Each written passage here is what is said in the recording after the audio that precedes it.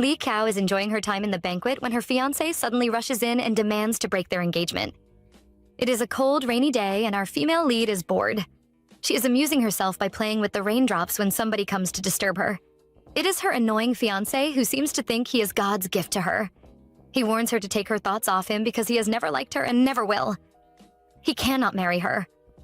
What he doesn't know is that Li Xiao finds him really annoying. She couldn't be more grateful that he is breaking off their engagement. The two were arranged to be married during their childhood, but they have never liked each other. After the man finishes his rambling, Li Xiao only replies him with one word, agreeing with him. Before he can continue saying nonsense, she quickly walks away. In her mind, Li Xiao is very happy. She has always wanted to end this arranged marriage to the Shang family. A marriage with unknown origins? Who would accept it? But her family has been very secretive about it. Now, thanks to her fiancé Shang Lu, who is so desperate not to be with her, she is now free from that trouble. Li Xiao is in such a good mood, she even goes flower smelling. She doesn't expect to stumble across a scene of a man being beaten. She hears a cry for help coming from behind the bushes. Our girl is curious, and so she goes over to peek. There is a building behind the bushes, and a man is lying on the floor bleeding and begging.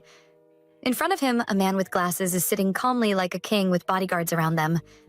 No matter how much the man on the floor begs, he isn't forgiven and is taken away to the dark hall. Li Xiao has seen all this. The man even looks her way, and she is surprised. She quickly hides, afraid he has discovered her. But unfortunately for her, before she can run away, someone comes to expose her presence. Shang Lu is heading this way, calling out to his big brother. Immediately, he sees Li Xiao. He starts spouting bullshit about her refusing to give up. He even thinks she is hiding in their family's VIP area just to ambush him. Who is this narcissist? Li Xiao is fed up with this overly proud man. She gives him a friendly reminder. Since he practices Chinese medicine, he should check his pulse too. His brain must have been flooded by the rain. Shang Lu is furious, but before he can talk, Li Xiao tells him to ask the man inside the building if she was waiting for Shang Lu, or she came by accident. Shang Lu takes one look at the man inside and immediately calls him Big Brother. Li Xiao is surprised. If he is Shang Lu's elder brother, that means he must be the underground ruler of Southeast Asia, Shang Yu, also called Shang Xiaoyan. He is the most powerful and most troublesome member of the Shang family. Just then, a servant comes to call Shang Xiaoyan away. Shang Lu refuses to stop and is still trying to prove that Li Xiao is chasing after him. Shang Xiaoyan lights a cigarette and tells his younger brother she only came here by accident. Staring at his face, Li Xiao finds this man really attractive. The two are sharing secret looks while behind them, a certain someone is still complaining about breaking off the engagement. Shang Xiaoyan is surprised by how indifferent Li Xiao is to this news and agrees to break their engagement. He is amused by how she keeps looking at him. Shang Lu seems proud and boasts in front of Li Kao. He still seems to think she has some feelings for him and must be sad. Li Kao has only one thing to tell him. Her eyesight has always been excellent. She walks away, leaving a confused Shang Lu behind. He doesn't understand what her eyesight has to do with him. His brother kindly explains to him. Her good eyesight means she sees through Shang Lu's nonsense. Just before she leaves, Li Xiao turns back to give her new target a sexy stare. She reintroduces herself to him again with a smile. Shang Xiaoyan is amused, and the two share a long stare. After giving Shang Xiaoyan that interesting look, Li Xiao leaves. Shang Xiaoyan tells his brother to handle the engagement cancellation by himself. No matter what unspeakable reasons he has to give the Li family a proper explanation. This makes Shang Lu frustrated. Xiaoyan walks away, but before he goes, he wants to know if Shang Lu has ever touched Li Kao. It seems Shang Lu can feel his life is in danger as he quickly denies. He tells his brother he is uncomfortable just standing around the woman, so how could he touch her? Xiaoyan is pleased to hear this. Shang Lu is still hesitant about going to the Li mansion to cancel the engagement and begs his brother to go with him. Xiaoyan refuses and tells him to handle it himself. Smart man. How can he offend his future in-laws? Right now, I really want to be Li Xiao. Just look. Shang Lu only broke off the engagement, and the next day, her three handsome brothers all rush back to the mansion. No wonder they are the richest family in Southeast Asia. The third son, Li Cheng, is a ruthless border merchant, while the first son, Li Jun, is a high-ranking official. Li Jun is surprised to see his third brother here. Of course, Li Cheng has to come. Shang Lu has disrespected his younger sister by breaking off their engagement. He is here to stand up for her. The two men immediately start complaining and gossiping about the second brother. How could he allow their precious sister to suffer like that under his nose? The brothers plan to beat him up alongside Shanglu. Just before they can get inside, they see the culprit. Li Yan has no idea what his brothers have planned for him and welcomes them with smiles. He tells them Chow and their parents are waiting inside. Before he can finish talking, he is attacked from both sides. How can a gentle art dealer fight against two burly men? He is soon beaten and can only kneel on the floor begging mercy. His brothers don't stop. They are sure he must have been too busy staring at paintings to protect their sister. Li Yan is feeling very pitiful right now. Not only has he been scolded by their parents, now he is being beaten by his brothers. He begs for mercy. Unfortunately for him, there is none. After being beaten, he can't escape his fate of being scolded a second time. Their father, Li Guangming, is still pissed off and can't help cursing at Shanglu. That kid is just bullying them. He grabs a teacup to throw it away, but Li Qiao kindly reminds him he is holding a 3 million antique teacup from an auction. Father Li immediately calms down when he hears the price and drops the cup. Madame Li doesn't want Li Qiao to blame her father for being angry. They are all just heartbroken thinking about how their baby was humiliated and suffered at the Shang family. Her mother is ready. Now that all 3 of her sons are back, they can avenge her properly. Li Qiao isn't even listening to them. Just look at the person they are all angry for. Not only is she talking casually, she still has time to play with her phone. She has just received a message from her best friend to come out later. She tells her parents not to worry about revenge. It is fine if he wants to break off the engagement, since that was her plan too. She can't understand why her parents would even accept an arranged marriage these days. Her parents become silent and immediately abandon the topic. They want to focus on teaching Shanglu a lesson. Now Li Qiao is beginning to find them suspicious. She doesn't stay to listen to their plans and tells them she is going out. Her family is concerned and asks where she is going. She tells them she is meeting her friend Tang Ting at the entertainment city.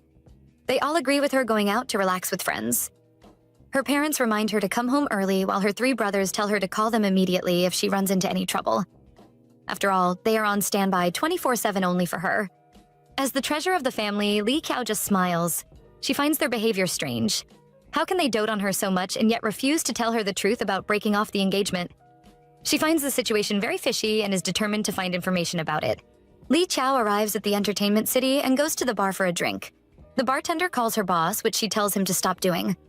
He teases her and reveals she owns over 45% of Southeast Entertainment City, making her their rightful boss. The two are talking when the door is suddenly pushed open as someone comes looking for trouble. Not for Li Qiao, though. They are here for Shang Xiaoyan. The man is sure Xiaoyan must have hidden his brother somewhere and demands he brings him out. Li Qiao is surprised. So the man she saw that day was really Shang Xiaoyan, the overlord of Southeast Asia. There is no one who doesn't know Shang Xiaoyan. His Yan Emperor Group covers all sectors of business, including pharmaceuticals, technology, military, and banking. He really lives up to his name as the man who dictates all of Southeast Asia's economic development. And right now, that man is staring at Li Qiao. Seeing the handsome man sitting across from her, Li Qiao immediately smiles. Shang Xiaoyan doesn't disappoint as he returns her smile with one of his own. Li Qiao doesn't even move when she sees his bodyguards drag out the man causing a disturbance. After staring at Shang Xiaoyan to her satisfaction, she immediately looks away. But will Shang Xiaoyan let his prey go just like that?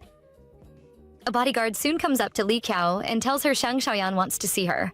The bodyguard himself is surprised. After serving his boss for many years, this is the first time he is requesting to meet a woman personally. Li Qiao goes with him, but he doesn't take her to a private room. Instead, he leads her downstairs to Xiaoyan's private car. When he opens the door for her, she sees Xiaoyan sitting inside. After confirming she came alone, he asks her to get in so he can take her home.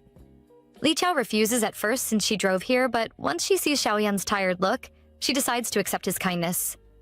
She gets in and thanks him. She has even found an excuse for her change of mind. She drank earlier, so she can't drive. The drive is silent until our dear girl can't take it anymore. She is really curious about her engagement to Shanglu and has no choice but to ask Xiaoyan. The man is surprised her family didn't tell her. Li Qiao tells him the version she heard, that their arranged marriage was decided when she was still in the womb. But she finds it weird because Shanglu is 3 years older than her. So why would they fix a marriage for a 3-year-old? Shang Xiaoyan merely glances at her before telling her not to bother. Since she is canceling it, she shouldn't care about its origins. This seems to make sense to Li Qiao. But she has an even more ridiculous question to ask. Turning to face Shang Xiaoyan, she grabs him and asks why the marriage wasn't fixed between her and Shang Xiaoyan instead. Xiaoyan is speechless and can only stare at the girl in shock. Even the poor driver listening to their conversation is so shocked, he almost causes an accident. He suddenly presses too hard on the brake, sending Li Chao falling, right into Shang Yu's arms. The poor driver is scared out of his wits as he apologizes to Shang Yu for his mistake. Shang Yu warns him never to repeat it. Meanwhile, the cause of all the problems is busy wondering if she might have asked something that would end her life. Because why is the driver so scared? He nearly caused them to have an accident. Poor Li Chao has been blinded by beauty so much she forgot she was supposed to be meeting her friend at the entertainment city. Only when she receives a call and is scolded by her friend does she remember. How can she lose face in front of her crush? She immediately yells wrong number and ends the call. Shang Xiaoyan is amused by her and asks if she really didn't come with a friend. Li Chao will rather die than admit she forgot her friend, and so she boldly says she doesn't know the caller. Sorry, Tangating. Her serious behavior makes Xiaoyan smile again. They arrive at the Li's family villa. Li Chao has just gotten down from the car when Xiaoyan tells Shang Lu will come the next morning to apologize. After all, the cancellation is his responsibility. Li Chao smiles and tells Xiaoyan she will see him tomorrow. The car remains in its spot until Li Chao has gone in. Only then do they drive away. Inside the car, his secretary announces that the old master wants him back in Parma tomorrow. Shang Xiaoyan refuses to go, making the poor assistant nervous. He is sure it is because of Li Chao. Li Chao didn't go to sleep like a normal person would. Instead, she is up at night trying to get Shang Xiaoyan's personal information. It seems to be working but suddenly fails at the last moment. Now Li Chao is really surprised. Even her cousin, someone who can break into the Red Hackers Alliance, couldn't dig up any information about him. Now, Li Chao is completely interested in him. She will have to investigate him herself. But first, she has to sleep. There is no rush since she will be meeting him tomorrow. As early as 9 a.m. the next day, a scared and reluctant Shang Lu comes knocking. He doesn't understand why he should be the one canceling an engagement he never agreed to. The door opens and he is met by a group of female staff smiling at him happily. He finds it weird because what kind of family has only female staff? Wait, female staff? Women? But it is too late for Shang Lu to run away as the women all rush towards him and starts touching him. Shang Lu screams for help, but of course no one comes to help him. Instead, the Li brothers are watching him struggle from upstairs. Li Cheng doesn't think this punishment is enough and wants to just shoot him off. Even the ever-gentle Li Yan agrees. They just found out that Shang Lu is allergic to women, and that was why the female staff were arranged outside to wait for him. But Li Yan still thinks the punishment is too light. Li Jun shares the same opinion as his brothers. He really wants to shoot that kid. But he cannot forget that Shang Lu is that man's brother no matter what. His brothers are confused and wonder if he is talking about Shang Xiaoyan. Just as they mention his name, the man himself appears. Of course, now that the overlord of the country is here himself, Li parents immediately rush out to welcome him. Li Chao follows them. As she passes by Xiaoyan, they share a glance. She finds the tobacco scent on him really attractive. Everyone heads inside to discuss, although they seem to have forgotten the allergic to women Shang Lu. Once inside, Li Chao immediately occupies the seat next to Xiaoyan and greets him casually, nearly giving her parents a heart attack. They scold her immediately, afraid she will anger Xiaoyan. Father Li wants to know why Xiaoyan is here. Our male lead explains that due to his brother's condition, he is here to cancel the engagement. However, even after knowing Shang Lu doesn't like women, the Li parents still seem reluctant to cancel the engagement. They ask Xiaoyan if the old master is aware of this.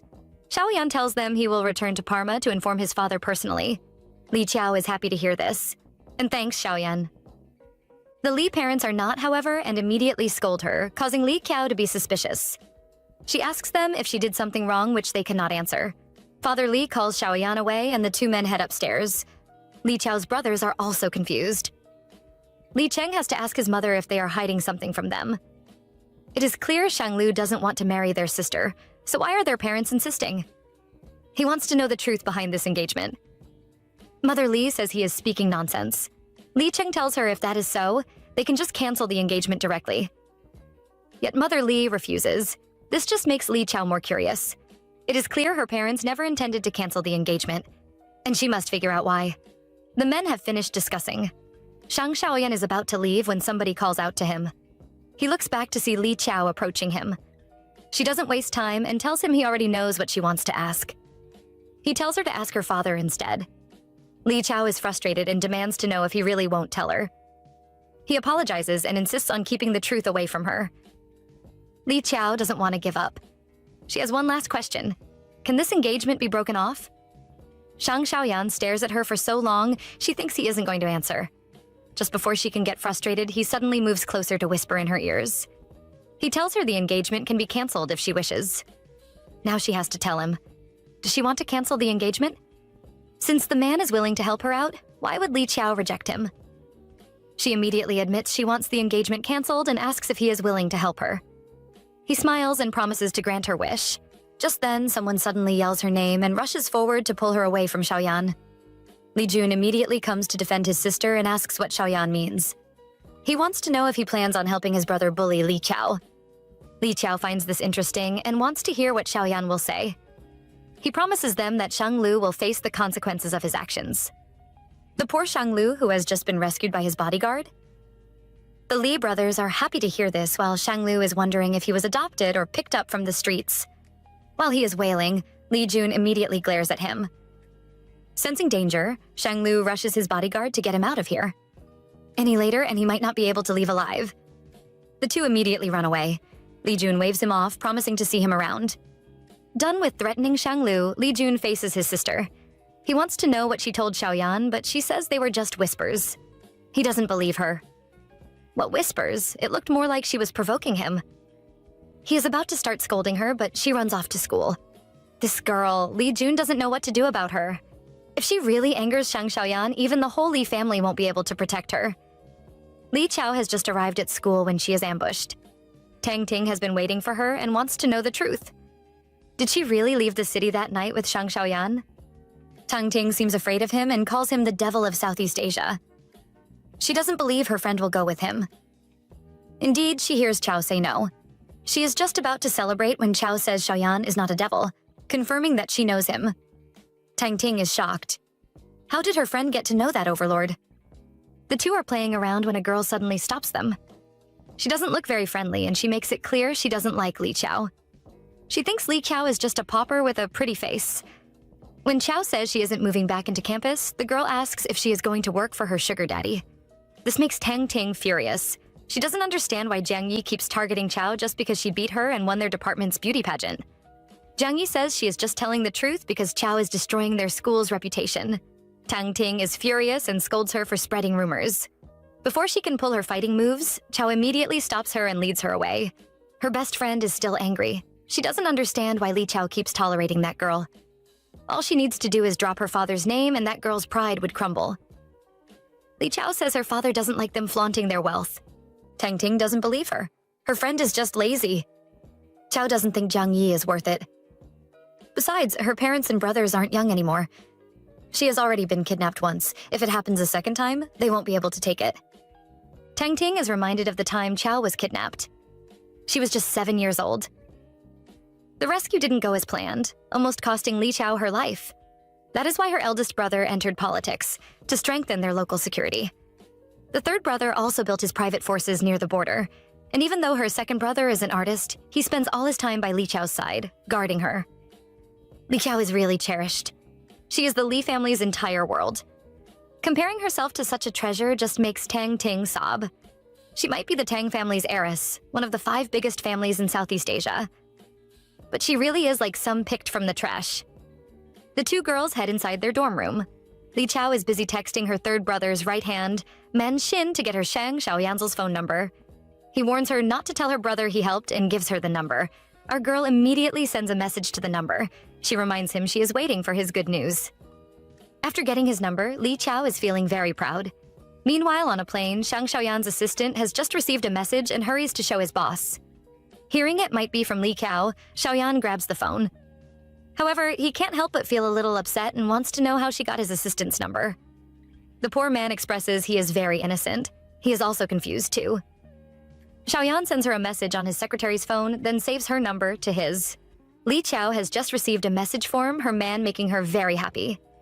Tang Ting has no idea her friend is chatting with the devil and just assumes she is happy because her thesis is finished.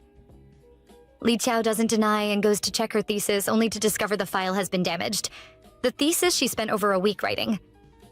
And it is over 10,000 words. Tang Ting is feeling sad for her friend, but Li Qiao isn't worried. She still has time to explain to her friend that it must have been someone's handiwork, since the computer only has a simple password lock and she always leaves it in the ROM. Someone must have corrupted the file on purpose. Tang Ting is in disbelief as she wonders who could be so wicked. Li Chao already has a suspect in mind, Jiang Yi. Only she could come up with such a low-level trick. Unfortunately for the girl, it doesn't work. Not only does Li Chao restore the file, she is now determined to deal with Jiang Yi. Li Chao has just returned home when someone ambushes her. The person is determined to kill her. But instead of using a weapon, he decides to use his beauty. Staring at her second brother, who is striking poses and glowing with beauty, she wonders if he is going for a beauty pageant. He tells her he is not. He is going for an art exhibition and wants her to come with him. He promises to split the profits 60-40 with her if she helps him pick some paintings. Chao isn't interested. Her reason? She doesn't lack money. Li Yan doesn't give up. Even if she doesn't need money, he just wants to give it to her. Sob, I need such a brother. Li Chao can't defeat her brother and ends up going with him. They arrive at the Royal Arts Gallery together. Everyone is stunned by Chao's beauty and keep gossiping about her. The girl in question isn't bothered. Instead, she notices the paintings are sponsored by Yan Group. Leon is worried his sister is bored. What he doesn't know is that his little sister is busy wondering if Xiaoyan will come since the exhibition is hosted by his company. Li Yan is called over by his friends and leaves Li Chao behind. As soon as he does, some people with bad intentions appear. A handsome man approaches Li Chao and asks if she is interested in getting to know him. Of course her answer is, no. The man smiles darkly. Beautiful women will always have attitudes, but that just makes him want to conquer them more. The man doesn't give up and introduces himself as Zhuifang, the chief executive officer of Yan Emperor Group. This makes Li Chao pause. This man is from Xiaoyan's company. He hands her his business card, proud that his tactics are working. He is wrong because Li Chao is more concerned about what Xiaoyan's role is in the company if Zhuifang is the CEO. Hearing her talk about his boss, his attitude changes and he warns her to stop asking. Chao says she is just curious. After all, it is normal for a penniless student like her to be interested in the Yan Emperor Group. Zhuifang is surprised to hear she is still in school. She tells him she is graduating soon but doesn't have an internship yet. She wants to know if Yan Group takes interns. Zhuifang has been enchanted by her beauty and promises to get her an internship spot in their company. Li Chao is happy with her new job, but Li Yan is not. He is horrified. He forbids Li Chao from working there.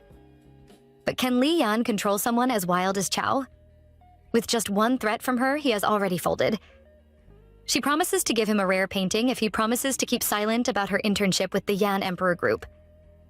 And so, not even 5 seconds after his big protests, our dear Li Yan is bought over. The next day, Li Chao is still sleeping when someone calls her urgently. She picks up only to hear Tang Ting yelling at her.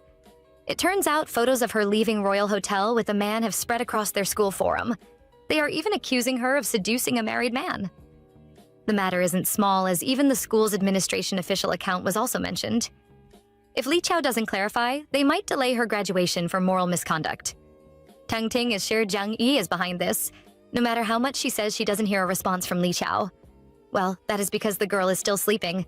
After telling Tang Ting to let them talk, she goes back to sleep.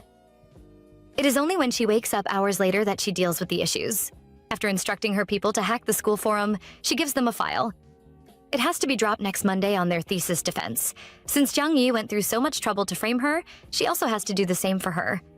She will even pick her big day to return the gift. Li Chao is just about to head out when the door opens and Xiaoyan walks in. She is pleased to see him and wants to know when he returned. He says he just came back. He has come to tell Li Chao the result. Just as she wished, the engagement has been cancelled. Li Chao is happy to hear this and invites Xiaoyan out to dinner to thank him. Unexpectedly, the man turns her down and calls it unnecessary. Li Chao can't believe he actually refused and is disappointed. She is still sulking when the man turns around and invites her to go bowling. Of course, Li Chao agrees.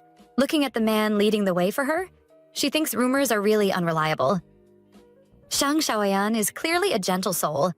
After a game of bowling, Xiaoyan is impressed with Li Chao's skills and praises her. He even hands her his handkerchief.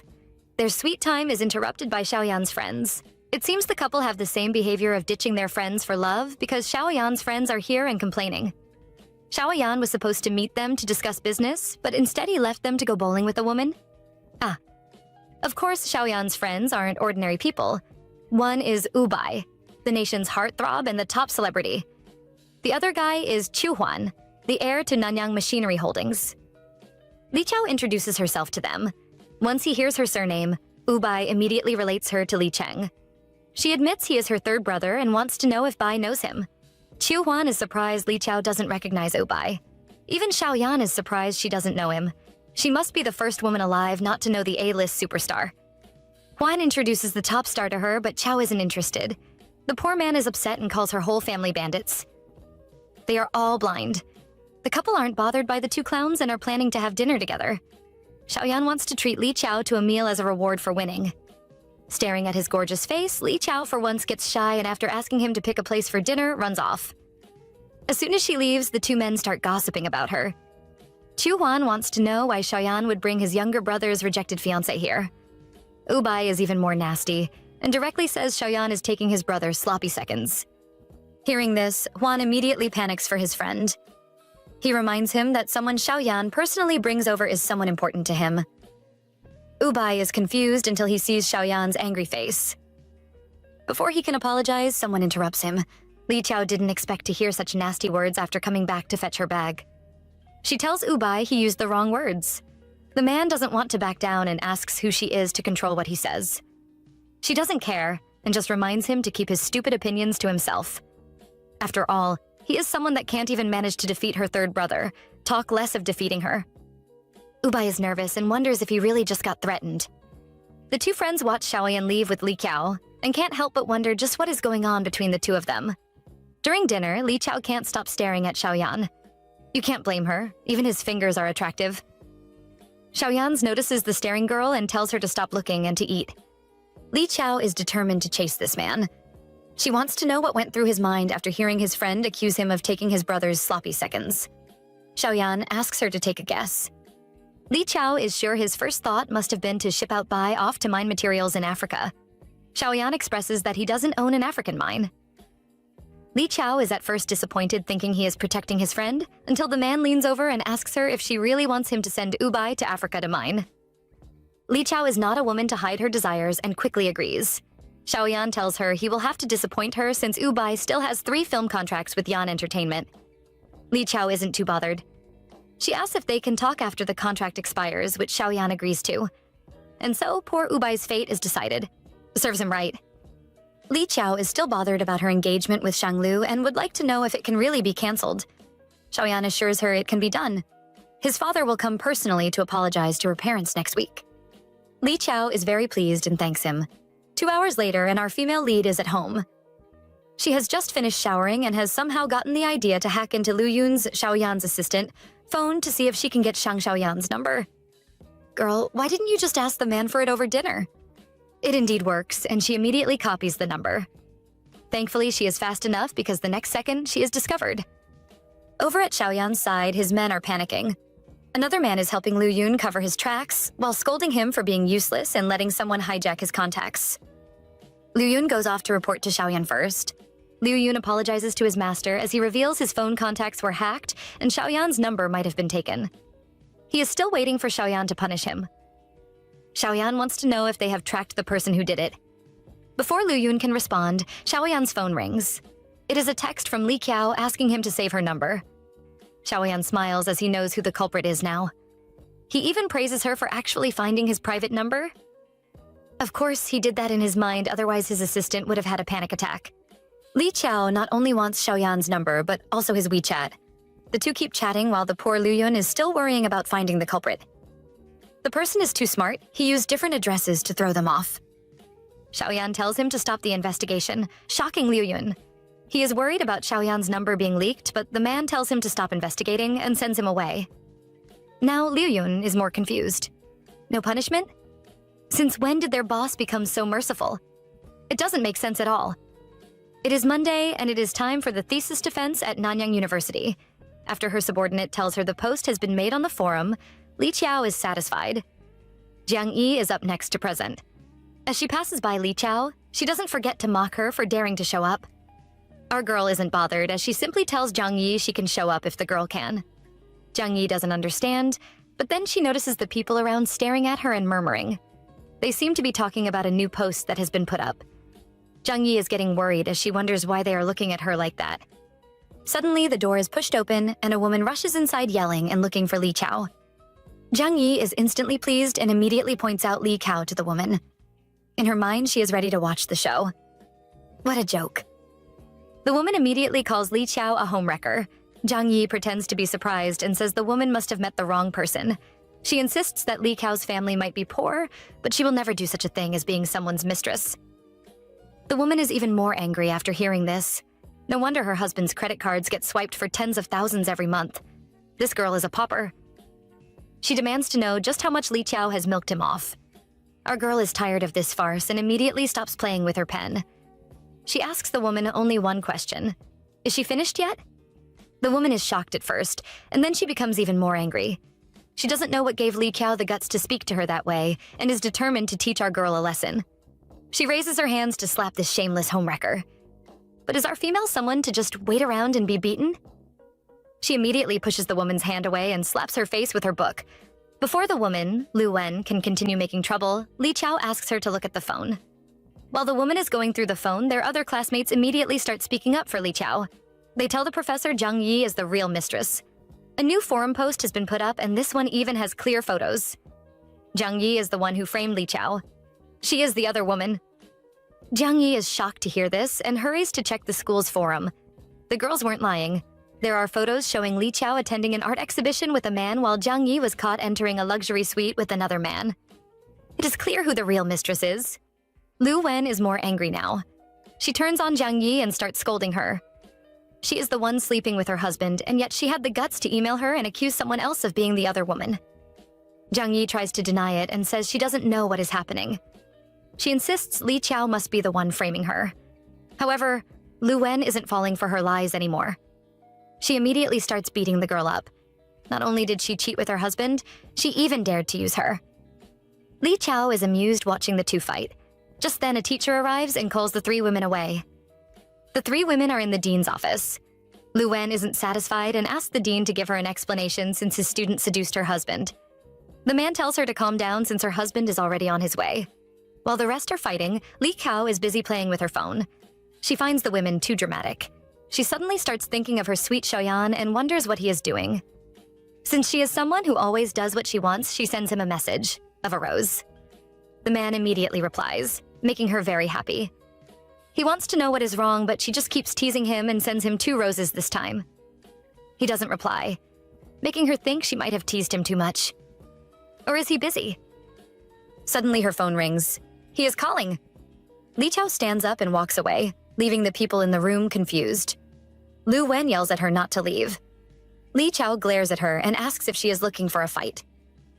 The dean is tired and chases her out to take her call. Lu Wen is confused. Why is the dean indulging this girl? What kind of relationship is this? Li Chao is still on her call. Xiaoyan wants to know who is causing trouble for her, but she assures him it is just an outsider. The man is not reassured and demands to know if someone is bullying her at school. Li Chao laughs and tells him no one can bully her. After all, she is someone who can even beat him. Xiaoyan realizes she is right. He has somehow found out she is defending her thesis today. Li Chao is surprised and wants to know how he found out. He doesn't answer her. He just wants to know when it ends. She isn't sure though, and he reminds her to focus on her defense. Li Chao has just ended the call when the dean comes out. He comes over and begins scolding her for having a boyfriend now. Turns out the dean is her uncle.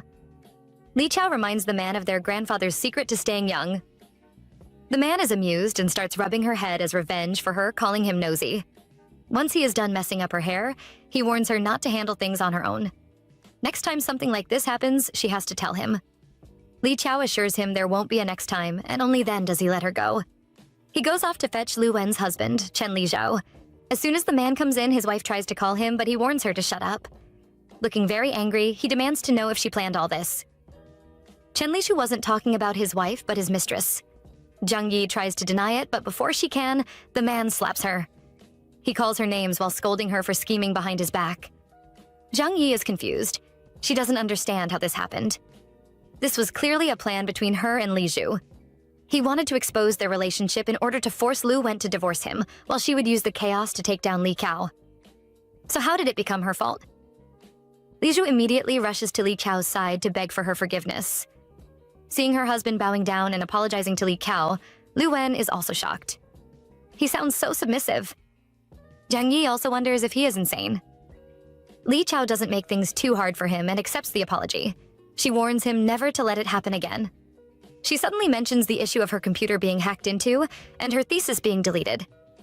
She knows he did it just to help Jiang Yi and tells him he will have to explain to the Secretary General personally. Li Zhu is even more afraid now. He begins to wonder what her relationship is with Secretary General Li Jun. He really doesn't want his career to be ruined because of this. Li Qiao is done dealing with them and leaves. Her brother isn't, though. He calls her and promises to make them all pay.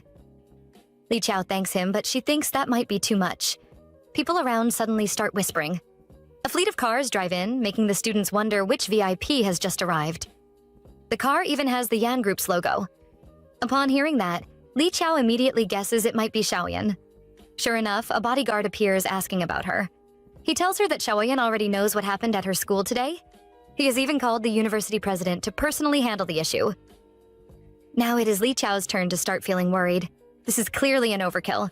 How did a small problem turn into them involving the university president? She wants to see Xiaoyan, and the bodyguard says he is in the car, taking her to meet him.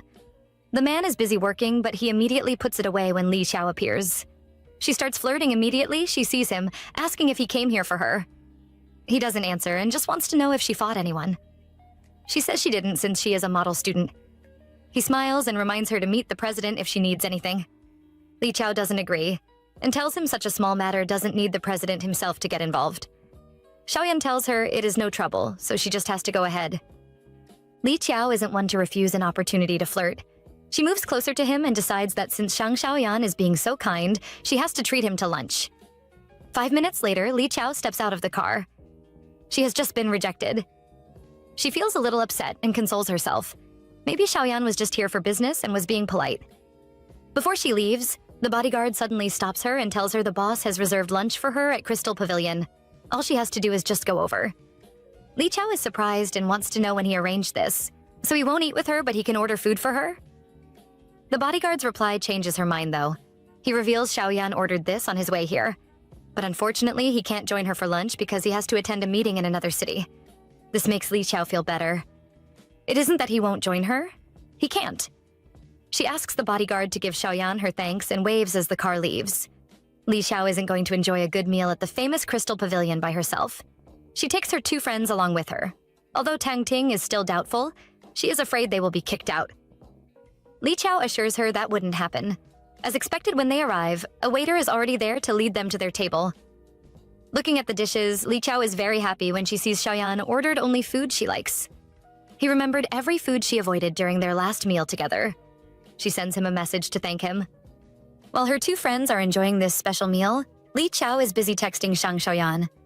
Upon hearing that he is still on his way to Lin City, Li Qiao is touched. The fastest road to Lin City takes 2 hours, and it is already past noon.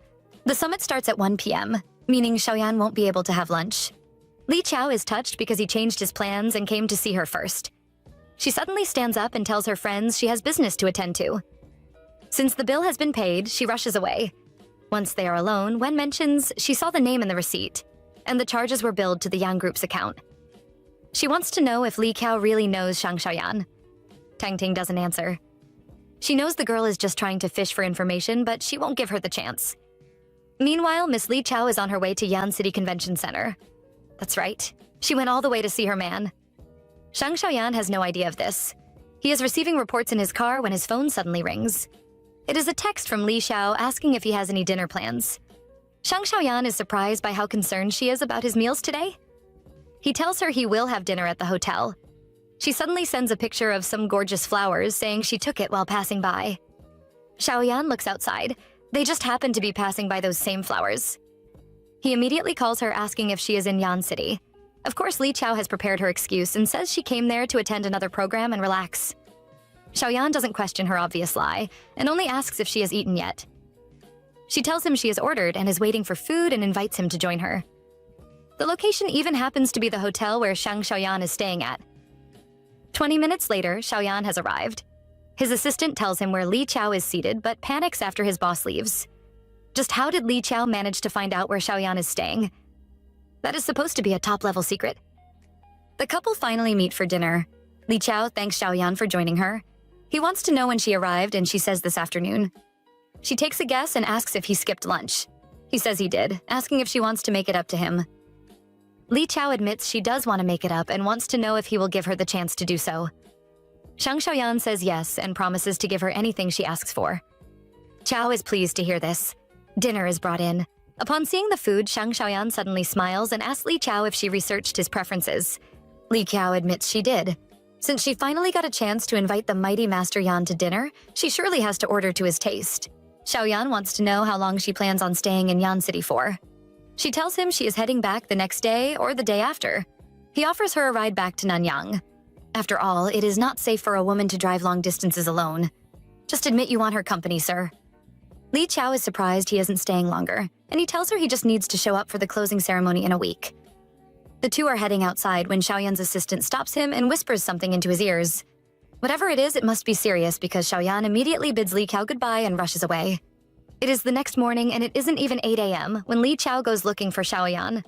The bodyguards outside his door are shocked seeing her coming out from the room next door. Just how did she know?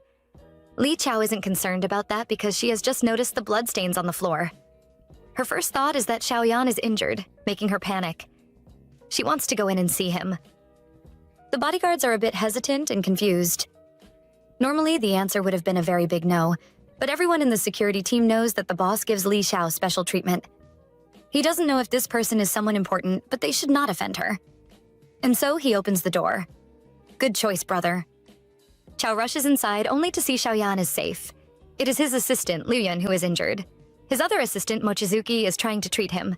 She is instantly relaxed and goes to sit beside Xiaoyan. They explain to her that an incident happened. Xiaoyan wants to know if she is afraid, but Qiao is truly not. After all, she has seen worse. Watching Mochizuki try to sew up Liu Yun's wound, she notices he is doing a bad job. If he continues, it is going to cause more injury to the man. Shang Xiaoyan is surprised and asks if she has experience with knife wounds, which she admits she does. She offers to help his assistant out, only if Xiaoyan trusts her. Would Xiaoyan dare say he doesn't? Li Qiao goes ahead to help Liu Yun attend to his injury. 10 minutes later, and she is done. Xiaoyan orders the assistants to go back to Nanyang. The two assistants have just stepped outside when Mochizuki raises his suspicions. He knows Li Qiao studied engineering, and that has nothing to do with medical skills. Yet she seemed really experienced, and her techniques just now were very professional. Liu Yun advises him not to overthink it. The boss is smart. He must have noticed something even Mochizuki could notice. Since they cannot feel any ill intent from Li Qiao, he advises Mochizuki to stop worrying. But the man is still afraid. He is worried Li Qiao might plan to harm Shang Xiaoyan. Li Qiao has no idea Xiaoyan's assistants are now on guard against her. She is busy accompanying the man. She wants to know if he still has business in Yan City so she can go back alone. Shang Xiaoyan refuses. He tells her he has promised her, and since he has, he will make sure to fulfill it no matter how busy he is. He changes the topic, asking Li Qiao if she learned how to suture wounds before. She doesn't give a direct answer, and Xiaoyan does not insist on asking. He just praises her skills. Xiaoyan is aware the Shang family have a traditional Chinese medicine lineage. Even Shang Lu is a well-known doctor. It is time for the two to return home, and Li Qiao quickly forgets what Xiaoyan said. Li Qiao has been asleep and only wakes up when she feels something is wrong. She finds Xiaoyan staring at her, and he smiles, seeing her awake. Just like she thought, something is wrong because they have been surrounded. She asks Xiaoyan what is happening, and he says it is just a small disturbance. Li Qiao isn't afraid. She even has time to study the cars following them and comes to a conclusion. The people driving these cars are not qualified to kill Shang Xiaoyan. Xiaoyan stares at her for a while before he starts laughing. This makes Li Qiao upset, and she asks if her honesty is funny. He tells her he isn't laughing at her. It is just that hearing her say that makes him very happy. The two suddenly lean closer to each other. Yes, their first kiss. Unfortunately, before they can kiss, a car suddenly hits theirs from behind. Xiaoyan is furious and asks his bodyguards what they are doing. They apologize and promise to handle it immediately. He turns to the girl in his arms and starts examining her, worried she is hurt. Li Qiao playfully tells him it isn't that easy to hurt her. There it is. That moment again. The two are so close, staring into each other's eyes. Surely they are about to kiss. And they almost do, except the bodyguard chooses that moment to return. Seeing the two people glaring at him, he has a scary feeling he is being judged. Yes, you are. Li Qiao has finally arrived home. She thanks Xiaoyan for the ride and steps out of the car. Before she can go inside, she meets her third brother waiting outside for her. Li Cheng demands to know where she was last night. Princess Li Qiao doesn't answer and even plans to walk away. Li Cheng doesn't let her go. She can't dodge him today. He asks if she was with Xiaoyan since he just saw the man's car. Li Qiao gives her excuse. She didn't go with Xiaoyan, they only came back together. Li Cheng expresses he is very frustrated right now. Just what is the difference? He gives Li Qiao a stern warning. She has to stay away from Shang Xiaoyan. Li Qiao wants to know if her brother has a grudge against Shang Xiaoyan. Li Cheng denies having any problems with the man. Li Qiao then tells him to get out of her way. Why is he stopping her from seeing Shang Xiaoyan? But Li Cheng is being serious. He grabs her hand and tells her even if he doesn't personally hate Xiaoyan, others will still want the man dead.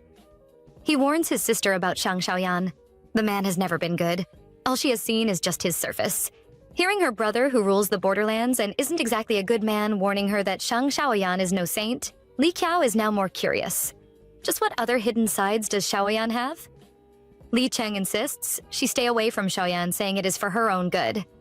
Knowing her brother won't give up until she agrees, she pretends to do so. In her mind, however, she just agreed verbally. That doesn't mean she will really obey him. Besides, she has never claimed to like good men. Li Qiao recalls her past, especially her borderland days, and admits she might not be a good person either. Li Cheng suddenly calls out to her and informs her the brothers at the border hope she will visit. He is worried about her. It has been 3 years since Hui's accident, so she should just let it go. Hearing this makes Li Qiao upset and she yells at her brother to stop. Some things must never be forgotten, and she can never forgive herself for it. Li Qiao is still upset when she receives a call from her master.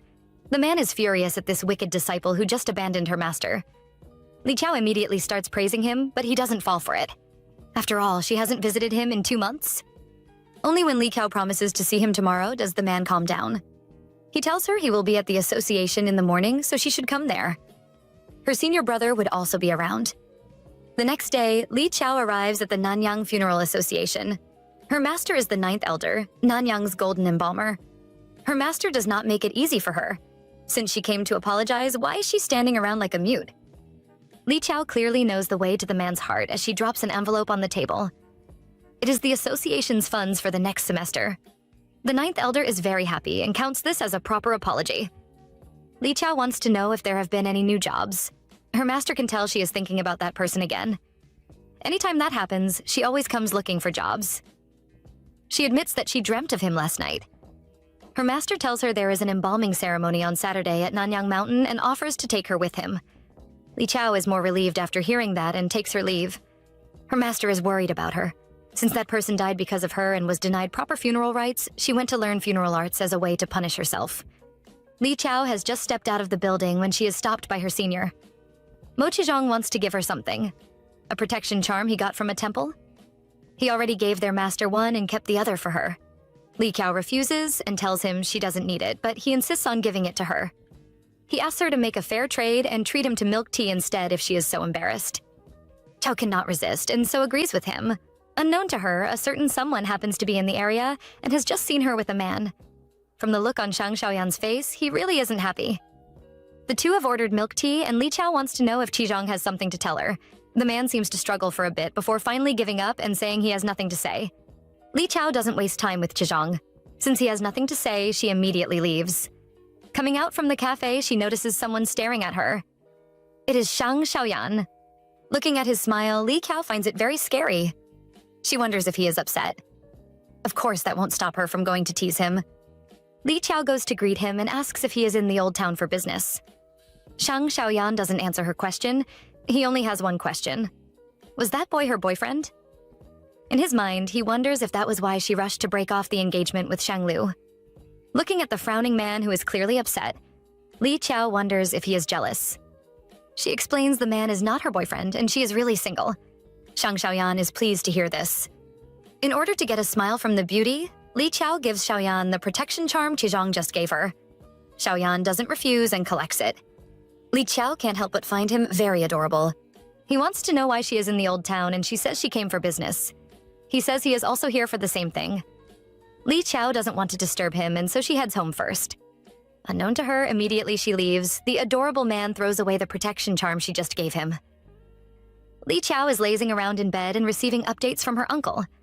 Her thesis defense has been rescheduled for the next day. Zhang Yi's disciplinary results are also out. Due to her multiple moral misconduct, she has been expelled from the school. Her uncle also tells her something surprising. Zhang Yi plagiarized her thesis too. The committee noticed a 50% similarity between her thesis and Li Qiao's. Li Qiao playfully asks her uncle why they assumed Zhang Yi copied her. It could have been the other way. Her uncle is amused. He knows his niece is the only student with access to those research institute documents. He reminds her not to be late tomorrow. The next day, Li Qiao is done with her thesis defense. As she leaves, the professors can't help but applaud her. No wonder the research institute wanted her at first sight. She is the most promising student their department has seen in years. Li Qiao doesn't pay them any mind. She is done with college, finally. Now what comes next? She is still in school grounds when someone calls out to her. It is the expelled Zhang Yi. She demands to know if Li Qiao is happy now that she has been expelled. In her mind, she is wondering who is backing Li Qiao. Even Chen Lizhou got fired from his unit. Our female lead tells the girl she is very satisfied. Zhang Yi tries to play the victim's card and begs Li Qiao to help her on account of them being roommates for 4 years. Girl, you tried to get her expelled. Li Qiao doesn't answer, no matter how much the girl begs. She even threatens to get her banished from Nanyang if she keeps disturbing her. Our girl is on her way home when she receives a call from a stranger. It turns out to be Zui Feng, the CEO of Yan Group, who gave her his card. He asks why she hasn't contacted him and if she still wants that internship. Li Qiao finally remembers who it is. That idiot Zui Feng. She tells him she still wants the internship, and he asks her to come to the Yang Group immediately. He will give her a tour. Li Qiao is pleased. She was just wondering what to do next when this arrived. This is indeed perfect timing. The Yan Group is located in the Nanyang Business District and covers over 30,000 square meters. And over half of businesses in the complex belong to Yan. This internship is the best thing that could have happened to Li Qiao. She immediately heads over to the Yan Group where Zui Feng takes her on a tour. Zui Feng is proud to have gotten himself a beautiful lady and is eager to show off. Since this is Li Qiao's first time in the headquarters, he plans to take her on a ride in the CEO's private elevator. Before he can do that, however, the elevator door opens and out steps no other person than Shang Xiaoyan. Zui Feng is surprised to see his boss. Behind him follows one of his assistants, Yu, who immediately teases Zui Feng. He calls him a playboy and asks which girl he is trying to seduce this time. Zui Feng immediately protests. His friend is trying to slander him. He wants his boss to leave first so they can take the next one. Xiaoyan isn't listening to him, however. He is busy staring at the girl behind Zui Feng. Yu notices the lady behind Zui Feng and panics. It can't be that Miss Li is the girl Zui Feng had been talking about, can it? If she really is, he might have to start preparing his friend's funeral. Xiaoyan allows them to ride the elevator with him. Zui Feng is surprised by this change. Normally, the boss would never allow outsiders into his private elevator. So why the sudden change? And like a logical person, Zui Feng comes to the conclusion that his boss, yes, his boss, must be trying to help him seduce a girl. Bro, seriously? Inside the elevator, our main leads keep exchanging glances. It seems Zui Feng wants to take a trip to heaven as he really has the guts to hide Li Qiao behind his back. The poor man thinks he is protecting Li Qiao as his boss is not someone she can just stare at. Unknown to him, he is just digging his grave. To the side, Yu silently mourns for him. It seems Xiaoyan's famous 4 assistants will become only 3 after today's incident. The elevator stops and Xiaoyan steps out. He doesn't forget to call a certain someone to come with him. Zui Feng thinks the boss is calling Yu, only for the boss to personally call Li Qiao's name. Poor Zui Feng. The poor man is about to die of shock when he realizes the two know each other. Inside his office, Xiaoyan immediately takes off his jacket and covers Li Qiao up. He is afraid she will catch a cold since the AC is too strong. Our girl is almost blinded by how handsome this man is. She stares so long that even Xiaoyan becomes uncomfortable and warns her to stop. He is still upset with her and demands to know her relationship with Zui Feng. She is truthful. She says she doesn't know the man well. Xiaoyan is doubtful, and so she explains that this is only her second meeting with Zui Feng. She claims the man recognized her talent and decided to employ her as his assistant. Xiaoyan is surprised that someone like her would be searching for a job. She explains she isn't lacking job offers, but she doesn't have any internship experience. Therefore, she wants to know if Xiaoyan needs any interns. Of course, our girl doesn't really want to intern. The plan to intern only took shape after she met Xiaoyan. Her desire to work at Yan Emperor is only because of him. Xiaoyan has no idea what her reason is and so turns her down. This makes Li Qiao very upset. Why would he refuse her so directly? Now everything is awkward. This man is not even gentlemanly. Xiaoyan isn't done talking. He tells her there is no opening for an intern, but she can work at the reception desk. Now, Li Qiao is really frustrated. She even asks the man if she offended him. Otherwise, why is he making her intern at the front desk? Her plan is to chase after him.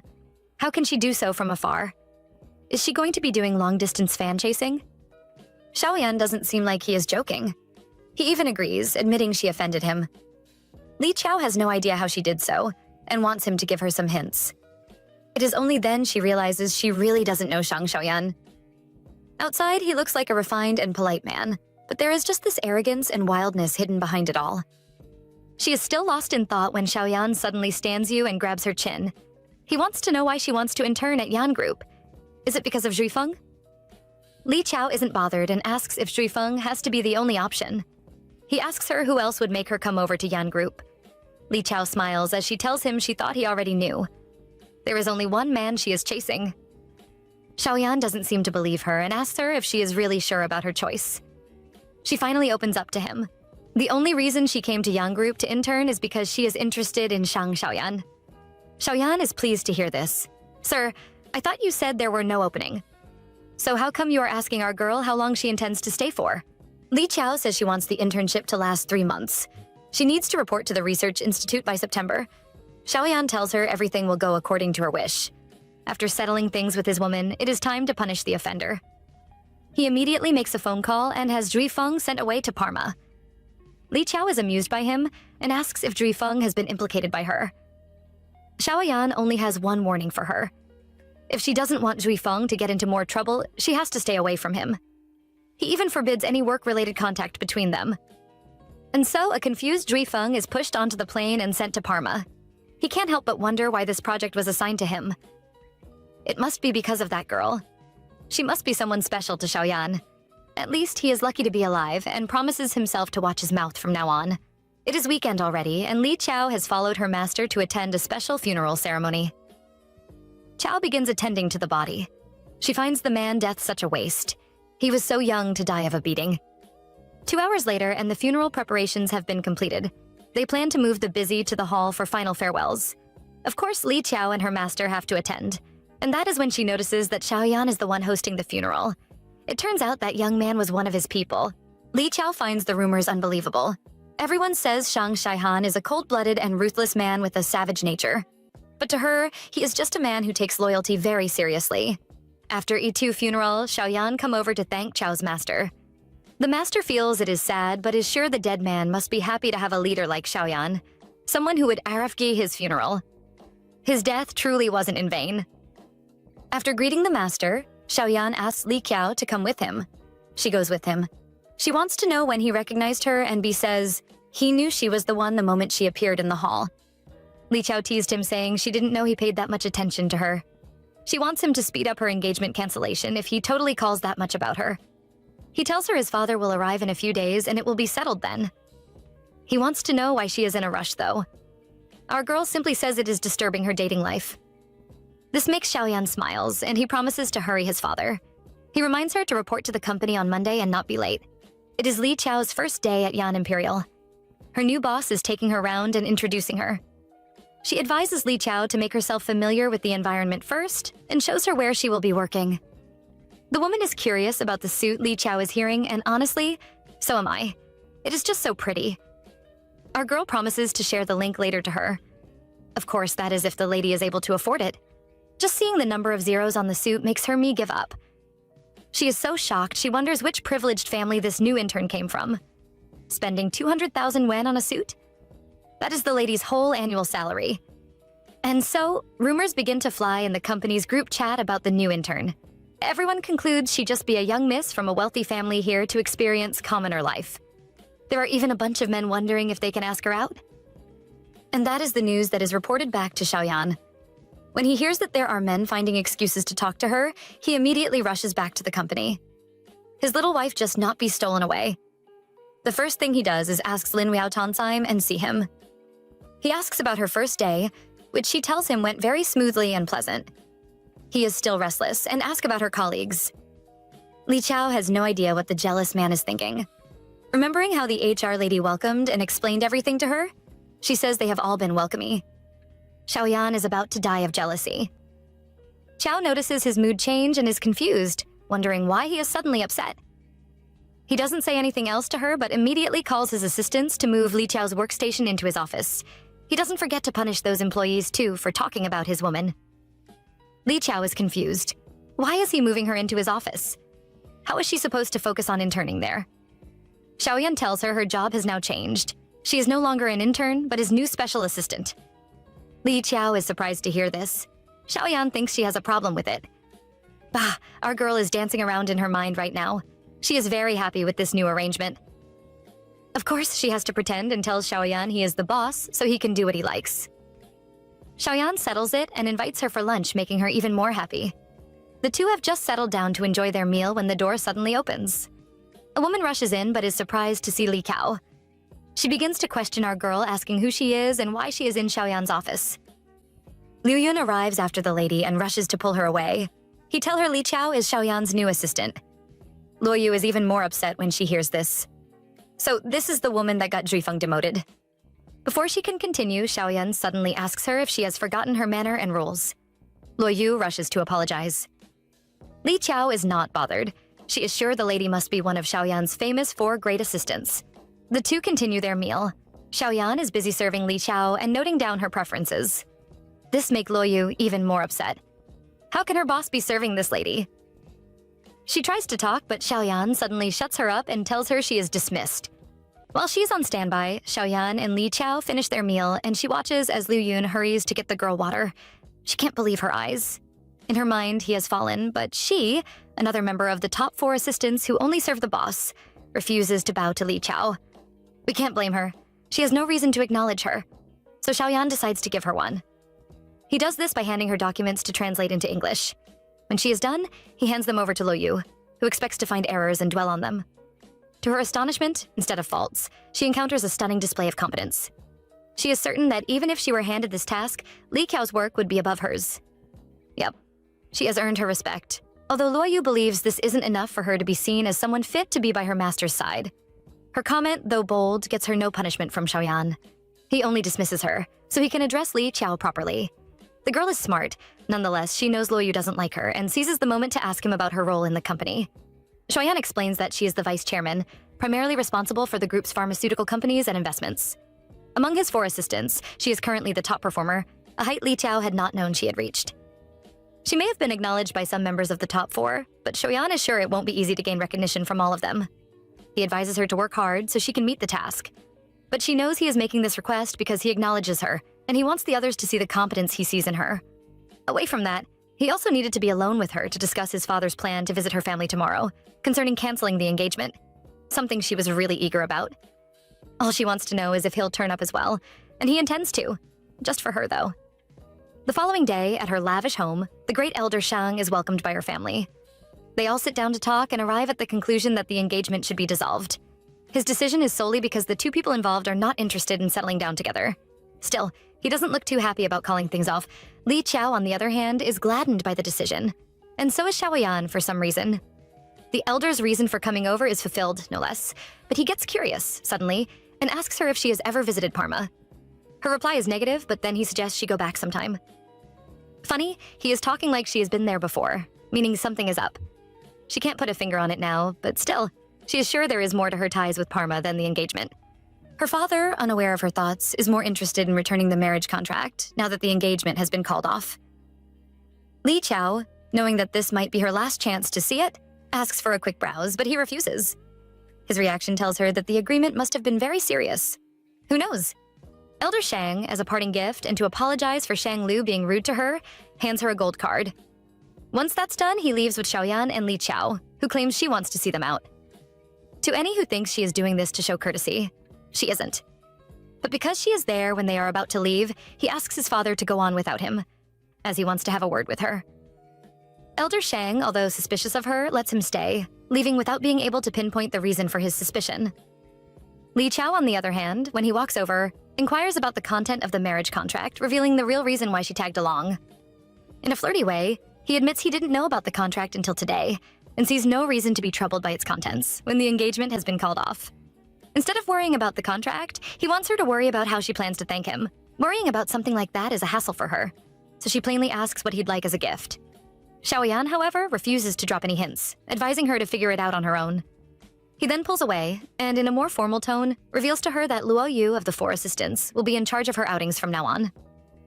He expects her to be disturbed by the arrangement, but she isn't, claiming that since he thought it, she has no reason to disprove it. There are no issues for now, but there will be if Luo Yu crosses any lines. The handsome underground ruler of Southeast Asia doesn't think she should be worried about anyone crossing her, admonishing her to do as she pleases, since he'll always be there to hold things down. The man has a way with words. We'll give him that. The following day, he is at her gate again and asks her to come out via text. Unlike usual, he came without his entourage, and she came down alone, so it's just the two of them. It's giving off romantic vibes, and Li Chao immediately notices the signs and guesses he came because he wants to hang out, just the two of them. Reluctantly, he bursts her bubble, confessing that it's his father who wants to see her at their house for a casual meal with her. As soon as she hears this, her mood is dimmed, but Xiaoyan doesn't leave it that way. Warmly, he begs her to honor the invite, because he wants her there more than his father does. How can she say no to that? They both clearly like each other with the way they hold hands and stroll off like they are in some K-drama. A few hundred steps away from her house, Li Chao confesses that although they could have driven, she is glad they strolled instead because of the calming scenery. She gets so engrossed in the moment that she trips, spraining her ankle and almost falls. Luckily for her, her knight in shining armor swoops in on time to save her. He is concerned about what she was thinking about when she tripped, but she decides to blame her near fall on his lawn, which he now plans to remove. He'll handle that later, though. For now, his focus is on her ankle. From his observation, it hurts her like hell, but Li Chao knows that if he hadn't pointed out the sprain, she wouldn't have noticed it. She tries to tell him it really doesn't hurt, but he refuses to listen, lifting her, to take her inside, while beating himself up for walking instead of driving. In mere seconds, he is at his place, and he has Mochizuki, one of the four assistants, look at her sprain. After minutes of observation, he discovers it's a minor sprain and wants to apply ointment to it. Shockingly, Xiaoyan stops him from doing it and offers to apply it to her himself. She contests, assuring him that she can do it herself, but he is resilient, and she gives in and lets him help her out. Liu Yun, from a distance, watches in astonishment. He can't believe that their boss is kneeling before her, in their presence. When he is done, he orders Liu Yun to get the entire mountainside lawn torn up and replaced with new grass. Li Chao, believing that's overkill, begs him not to stress that much, but he is determined to prevent accidents from happening again. His show of care helps her realize that Xiaoyan cares about her so much that he can't bear to see her get hurt, even the slightest. Anyway, her sprain is taken care of, the lawn will be destroyed, and the only thing left is lunch with his father, which they eventually get invited to. Boldly, he hoists her up and takes her for tea with his father. Upon entering the room, he reveals that she is injured, yet his father stays oddly silent. He knows his son and has never seen him take care of someone so thoughtfully. Li Chao, on the other hand, asserts that it's not serious and goes on to thank Elder Shang for the diamond card he gave her as a gift yesterday. She feels unworthy of it, but he begs to differ. According to him, the card was already hers if she returned to Parma, with or without the engagement. His talking about her going back to Parma again feels like there's some hidden Easter egg she is missing. Determined to get to the bottom of things, she summons up the courage to ask him about her connection with Parma, but he intercepts her request of his own. He wants her to spend the night at their home because of her injury. She would have argued against it, but Xiaoyan steps in, supporting the idea. At this point, with the way she is being pampered, she can't tell if she sprained her ankle or broke her leg. She is hoisted up regardless, and is about to be taken away when his father informs him that they'll be journeying to Parma together tomorrow. He can't refuse and leaves with Li Chao, taking her to the guest room. During the long walk there, she interrogates him, wanting to know how long he'll stay at Parma. His response carries uncertainty, but he'd like it if she tags along. As sad as it is for her, she declines the offer because of her grandfather's birthday tomorrow, which she can't miss. That's okay with him. They can always go another time, and she agrees. With that, he quits talking and takes her to the guest room. For the rest of the afternoon, he lets her be, returning late at night to check on her. To his surprise, the door is open and she isn't tucked in. His care for her doesn't let him leave her like that. It moves him to tuck her in and leave after planting a kiss on her head and wishing her goodnight. Unknown to him, she's actually awake and blushes because of the care overload she is receiving. Morning comes in no time, with the rising sun rays leaking into the house. Somehow, the rays make Li Chao glow more, but the first thing Xiaoyan says is, "Sit down and eat." She is about to do so when he asks about her night. It's no news that she had a pleasant night, but she does complain about suspecting that someone entered her room last night. Obviously, she knows it was him, but she claims she figured out the intrusion from the light bulb she left on that was switched off by morning. Swiftly, he comes up with the excuse that the room has motion sensors and the lights turn off automatically after 10 minutes of no activity. She praises the house for being so high-tech, but brings up how she was tucked into bed as well. She wants to know if something high-tech also tucked her in, but he dodges the question by asking her to eat. When she is done, Luyun will take her to her grandfather's place. He's stubborn, but they don't have time to address that now. He has a plane to catch. Later in the day, at her grandfather's place, Li Qiao pulls up with her gift. Her grandfather, Duan Jingming, is very appreciative of the mystery in the box. Her cousin, Duan Yixuan, is also curious to know what's in the box, although her curiosity is channeled toward disdain. Grandpa Jingming, unaware of this, gladly opens the box to find an inkstone and a paintbrush, something Yixuan sees as junk. It's cheap nonsense to her, and she is about to pull out her gift when he stops her. It seems the gift Li Qiao got him is more than meets the eye. The inkstone is dragon-patterned from the Qianlong era of the Qing dynasty. Grandpa Jingming has a history with this fine piece, much to Yixuan's disappointment. Her jealousy towards her cousin is glaring, but things get worse for her with the arrival of Li Qiao's second gift. It's by far bigger than the first, but she doesn't know about it until it's brought in. From its size, she knows the mastermind behind it, Xiaoyan. It's a humongous wood screen that contains characters for good fortune, prosperity, and longevity. Added to this, it was made from a 1,000-year-old camphor, which is good for repelling mosquitoes and promoting better sleep. Oldie knows this gift costs a lot and is curious about the price, but even she is oblivious to how much it's worth. Sure, the gift was delivered in her name, but wouldn't it have been better if he had delivered it in his? It would have been a proper show of respect between the families, but she can tell he got this because he assumed she didn't have time to pick out a gift for her grandfather. While Grandpa Jingming inspects it, she texts Xiaoyan to confirm. Unknown to Li Qiao, she has just drawn a serious battle line. Her cousin is convinced she is nothing without the backing of her family. She isn't even aware of the contest between her and Yixuan, who is planning to get into the Yan group and befriend Xiaoyan. When that is done, she knows she'll be made for life and nothing will separate them in status. Eventually, the party gets started, and by its end, Li Qiao heads home. On her way back, she is probably thinking of getting a hot bath or something, only to notice Luoyu not too far away. She is surrounded by men who look like they mean her harm. Calling the police would be a really wise thing to do right now, but instead she zooms toward the chaos. Luoyu, at the moment, is getting threatened by one of the men. He seems to be her former subordinate, threatening to cut her like he did Qing Yu, the guy from the morgue that Li Qiao and her master took care of. Our girl is stunned to hear that it was he who did that man dirty and steps in when he continues to threaten Luoyu. She has handled his goons and plans to take him out if he doesn't stand down.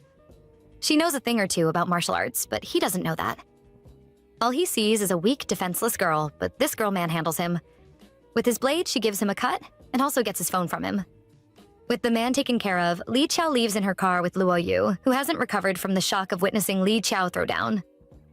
She is curious, though, about the phone that she snatched and wants to know why she did it. Our girl explains that she took it to prevent him from calling back up, and also because she thought it would come in handy. With her little stunt this evening, Li Qiao has managed to get the approval of the toughest member of the four assistants.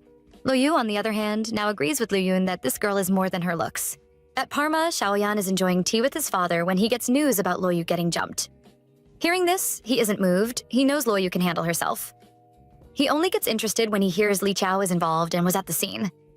Watching the footage from Luyun, he looks so pissed that the poor guy can tell they are in trouble. He tells Luyun that they are heading back to Nanyang immediately. His father inquires to know why, and if Li Qiao is doing fine and permits him to go, and he replies that her safety isn't guaranteed if he doesn't hurry back immediately. He needs his son alive to protect her and silently prays he does protect her because she is the last of his late friend's bloodline. What friend? Someone is hiding key details here, and I'm curious to know why. Anyway, by morning, Li Qiao is in bed resting softly, only to get a call from Liu Yun, which forces her into consciousness. Liu Yun, in a distressed tone, begs her to come to the Nanyang mansion immediately for Luoyu's sake. She is being punished, and he is sure she is the only one who can talk Xiaoyan into showing her mercy. Eagerly, she replies that she will be there soon, happy to hear that he has returned so soon. She hurries to the mansion to see him and is guided by Liu Yun upon entry. Not too far away from Xiaoyan is Luoyu, who is in a gauntlet match. With her opponents unspecified and her injuries increasing, she is convinced she won't last long if she continues fighting. She has no choice but to step in and stop things before Luoyu's next opponent steps in. Although she doesn't know why Li Qiao is here, she should be glad she came. Her presence averts Xiaoyan's focus, and he wants to know what she's doing here. All she tells him is that she came to see him, but he doesn't buy it and orders that Luo Yu's fight continue. Li Qiao, still trying to get the poor assistant out of this mess, begs him to stop and touches his hand in the process. Worried, he asks why her hands are so cold. Romantically, she replies that she is a little cold and asks him to help her warm her hands. He does, allowing her to see how sweet he is, and helping her with the courage to ask him what Luo Yu is being punished for. He plainly lets her know that it's because of last night. She was to be protected by her, only for her to end up protecting her protector. In his eyes, that makes her obsolete, and the Yang group has no use for obsolete. Resiliently, Li Qiao reminds him that he put her under that woman's care, so that means she should be the one in charge of defining her punishment. Her words, bold and firm, challenge the decision of Xiaoyan, which makes Liu Yun quake. He has never seen anyone so brazenly question his boss's decision. In the end, he agrees that she is in charge of Luo Yu and calls off the gauntlet to Liu Yun's surprise. He can't believe she helped out with just a few words and takes his comrade to the hospital immediately. The couple, however, head upstairs in the elevator and Li Qiao asks him when he got back. He says he was already in Nanyang by 6 o'clock and she can see why he looks so stressed. He left yesterday only to return in mere hours. To help him feel better, she lets him know that in future he shouldn't really worry about her. A small scene like that is a piece of cake for her. So he pulls closer and asks what a big scene for her is. In his voice is a hint of anger, prompting her to drop the topic. She switches it with his hand on her face, complaining that it's cold. She doesn't want him to make her feel any colder, and he pulls back. In a split second, they are holding hands and she is blushing, with her heart beating fast. Looks like her feelings for him are finally surfacing, especially since she ends up asking him for a definition of their relationship. He throws the question back at her, curious to know what she thinks they are. She confesses to herself that she is in love with him. It started as a mere attraction. Now it's a long-held intention. Yes, he is a cold-blooded man. Sure, he is dangerous, but that's what makes him unique to her. Her answer, though, is that they are to be responsible once they hold hands. Vague, right? Maybe that's why Xiaoyan let go of her hand as soon as the words fell out. His withdrawal makes her feel she was too hasty and guilt overwhelms her. She thought he liked her and is about concluding she is wrong when he wraps her in his warm embrace. He agreed with her, with a hug, and admits she declared the words a man is supposed to spill out. Since that's the case, she suggests saying those words to her, but he hesitates. She can see he is stalling, but doesn't get why. When the elevator doors open, he steps out, declaring that he can't confess to her now. Not because he wants her to wait, but because it is he who is waiting for her. What he means is that she hasn't seen his darkest side and is waiting for her to see that. After witnessing how cruel he can get, her reaction will help him to know whether he should confess or not. His cold tone that melts her heart when he declared that it was him waiting for her lingers in her mind like a sweet aftertaste. He didn't tell her why he is waiting, but she thinks he is waiting for her to confess properly before he does the same. While hugging the pillow to comfort herself, she starts a personal debate within herself, noting that their relationship is on the verge of stepping into the next level, but what he said makes it look like he has some reservations. She doesn't know what worries him, but pauses her deep thinking for now, because he's done with work and comes to join her in the living room. Due to how exhausted he looks, she asks him if he got any sleep. He did, on the plane back, but she doesn't think that's enough. She wants to know if he'd like to get some more sleep, but that makes him think she no longer wants to keep him company. That's not what she was trying to say, but he doesn't know that and slumps on the chair like he is depressed. He permits her to leave if she is busy, but the order sounds more like he is weakly begging her to stay. She has never seen him this way and finds this side of him equally adorable. To help him feel better, she pulls closer and lets him know she wasn't planning on leaving. She adds that she is completely free and not busy. Obviously, he is pleased to hear that, but keeps his cool and asks where she learned how to fight the way she did. He suspects she learned her moves from her brother Li Cheng, the ice-cold merchant at the border. She admits she did, as self-defense.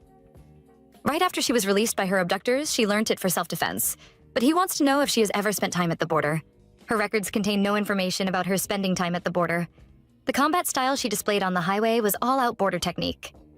When she reluctantly nods her head in affirmation, he can see that her records purposely left out some important details, and she's more interesting than he thought. He wants to keep talking, but she can see he is at his limit and needs to rest. If not, he'll collapse. To prevent that, she urges him to get some rest. He stubbornly refuses, bluffing that he isn't sleepy. Li Qiao sees through his bluff no less and plays along, acting like it's her who feels sleepy. To help her rest, he gets her a room and wants to let her rest. She stops him, though, begging him to stay, ensuring he does by bringing up the highway fight of the night before, and lying that she is scared to sleep alone. He is a smart man, he knows she is acting, but he just can't say no to her and ends up chilling back. They both lie down, but before she knows it, he is fast asleep. Once he's out cold, she sneaks out of bed and admires him for a bit. She knew he was sleepy, but he kept acting stubborn, which she saw as a symptom of some condition he might have. Just to be sure, on her way out, she calls someone to ask if he has case files on someone with paranoia. The person does, and she asks for them, but he wants to know why. She doesn't say, still the file is sent to her later in the day, when she is already home. At a glance, the symptoms listed are similar to what Xiaoyan exhibits, but fortunately for him, he hasn't gotten to a state that needs a clinical diagnosis. Joy fills her heart once she discovers that, so much so that she agrees to go for a drink with her friend once invited. By morning, she is at work, more tired than she was yesterday. She ended up partying all night, and her exhaustion shows so much that Xiaoyan notices and asks where she was last night. She replies that she went to the bar with a friend, and he pulls closer to tease her. The distance he was at was already a problem for her. Now they are face to face, and it's making it hard for her to hold back. She wants a kiss, but when he asks her what she wants, she stays silent. Wang Yue helps save her from further questions, though, when he bursts in with news for him concerning a hacker competition. Observing what he has just walked into, he is convinced this is his last day. Curious, Li Xiao asks if they can watch the competition together. Her third brother is participating, and he'd be bummed if she didn't watch him. They move together to the viewing room, but while watching the tournament, she dozes off. Almost immediately, a round gets concluded, and Wang Yue asks for instructions. Xiaoyan refuses to give any thought, raising his hand to get Wang Yue to be quiet. It's then that he notices that Li Qiao is asleep, and he is instructed to step outside. The man wanted to do more than view the competition from a flat-screen TV, but because he couldn't keep his mouth shut, he ended up watching from his phone, in tears. In the other room, Xiaoyan lets Li Qiao sleep on him for 2 hours, and she wakes up, wondering how she fell asleep in the first place. She is cozy, though, and wants to rest on him for some more minutes, since it seems he hasn't noticed she is awake. She is wrong, though. He immediately finds her out, and she has to adjust like she didn't have other intentions. They have 10 minutes before the tournament ends, but he can't finish it, because she complains she is hungry. To get her fed, Xiaoyan wants to take her out, rising first before he helps her with a hand. As she stands up, due to numbness, Li Qiao bumps into him. She tells him about her numb legs, but when he offers to carry her, she assures him she's all good, meaning that it won't be necessary. He doesn't push it nonetheless, and they leave together, arriving at the restaurant in mere minutes. Everything seems rather quiet, until she gets a text from school. The professor suggests she come work at the lab. She is one of the best students to come out from their medical university. It's only normal that she gets these types of offers. However, accepting this will mean she has to leave the Yang group. She came here because of Xiaoyan, yet their relationship isn't defined till now. Leaving like this isn't satisfactory at all. Nevertheless, she has to think about the lab offer. Li Qiao's mood shifts as a result of deep thinking, and Xiaoyan is desperate to know why. Reluctantly, she tries to ask him how he'd feel if she left Yan group. She isn't even done talking when she notices the upset look on his face. With a beaming smile, she attempts to calm him down, declaring that she was just kidding. For her internship, she sees no place as fit as the Yan group. Her words help him ease up a little, but for the home run, she compliments the steak. That compliment seals the deal, finally calming him down. Lunch continues silently, and she is done eating as the result of the hackers competition comes in. Her brother ended up in third, which is something she finds funny. After all his tough talk, she assumed he'd bag the competition and come in first place. Anyway, she is done eating. The gentlemanly thing to do is take her back, nonetheless. Li Qiao wants to step out on her own. She needs a place he isn't at to think things through properly. Xiaoyan is a smart man. He can tell she is acting out of the ordinary, and has a hunch that her attitude has something to do with her mentioning she wants to leave his company. He lets her be, nevertheless, but he doesn't hear from her after lunch. She didn't reach out and she asked for leave today, meaning she won't be at work. The gloomy weather matches his mood. He is down and worried she might leave the company. Maybe something is wrong. He calls her to know what's going on, but it goes straight to voicemail. Not getting to her turns panic into killing intent. Xiaoyan's colder side comes out, and its manifestation starts when he gets someone to spy on her house and tail her if she leaves. His henchman does as he is ordered, reporting back in an hour to tell him that he lost her. His goon tailed her from the house, but she found him out and shook him off. Xiaoyan grows even colder mad that before he even showed his true cruelty, she decided to run away. Let her leave? No, he's not doing that, especially after she stirred up trouble. He orders Liu Yun to find her by any means necessary and bring her to the Dark Hall, within an hour. If he fails, it's his neck. While the earth shakes because she took a hiatus from the company, she is busy taking her stress out on a punching bag, with her thoughts all over the place. Is this love or curiosity, this thing that makes her conclude she can't bear to leave Xiaoyan? If she leaves, they'll end up seeing less. If they end up seeing less, his interest in her dies down. Having him is a big deal, and so is this lab opportunity. If she takes it, she is set for life with a lifelong career. She is an overachiever and wants to have both options. Why can't she find a way to get both? That's where her mind is at when there's a knock at the door. Even her family don't know about this spot. So who is at the door? Curiously, she opens up, ready to throw down, but that's not necessary. It's Liu Yun at the door. He informs her that Xiaoyan desires her presence, and there is a helicopter nearby waiting to get them. He pleads with her to come with him immediately, prompting her to ask him what happened. What was so urgent that he had to come pick her up in a helicopter? He withholds details from her, replying that she'll know everything when she gets there. Li Qiao follows, and when she lands, she meets Xiaoyan with the man who eliminated Qing Yu. The man begs for his life, but bloodlust is in the air and she can sense it. She can also sense that something is off about him. He doesn't even pay much attention to her and focuses on his prey, wanting to know if she's scared. In turn, she asks if he is afraid, but he comes closer, eliminates the man with a shell, and repeats his question. It's a cold night, one fit for drama, and she finally sees what he is doing. He was trying to show her his other side, to know if she'd accept it. To spice things up, she declares she is scared, making him feel he was right about her. His heart sinks, only to be revived by her the second she daringly grabs his shirt and adds that she is afraid he'll make her wait for too long. That's not all, though. She is internally afraid that he doesn't like her, and her first time actually falling in love won't have a happy ending. For someone who wants her to stay with him, he goes dumb and blurts that he is dangerous and riding with him can cost her life. Intimacy is growing. Li Xiao and Xiaoyan can sense it, yet they don't back down, adding words of affirmation to words of affirmation.